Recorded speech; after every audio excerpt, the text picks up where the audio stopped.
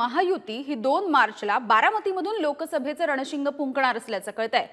एकनाथ शिंदे, देवेंद्र फडणवीस, अजित पवार हे बारामतीमध्ये सभा घेणार आहेत आणि बारामतीमधल्या विविध विकास कामांचं उद्घाटन सुद्धा केलं जाणार आहे।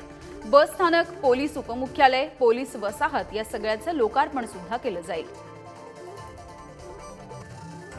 जयकुमार आमचे प्रतिनिधी आहेत आपल्यासोबत। जयकुमार, खरं तर बारामती लोकसभा मतदारसंघ आम्ही जिंकणारच असा चंग भाजपने बांधलेला दिसतोय आणि महायुती आता 2 मार्चला बारामतीमधून लोकसभेचं रणशिंग फुंकणार आहे। यामिनी आपण पाहिलं माग अजित पवारांचा बारामतीमध्ये दौरा झाला। यावेळी अजित पवारांनी असे सांगितले की 2 मार्चला बारामतीमध्ये महायुतीच्या वतीने महारोजगार मेळावा घेण्यात येत आहे। यामध्ये सर्व आजूबाजूच्या सर्व तालुक्यातून त्या ठिकाणी नागरिक येणार आहेत।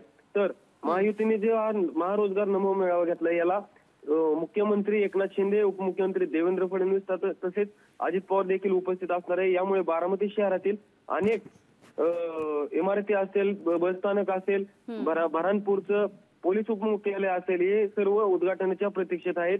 आणि ज्यावेळेस उपमुख्यमंत्री देवेंद्र फडणवीस, मुख्यमंत्री एकनाथ शिंदे बारामतीमध्ये असतील त्यांच्या हस्ते उद्घाटन पार पाडायचं अजित पवारांनी त्यावेळी भाषणामध्ये सांगितलं होतं।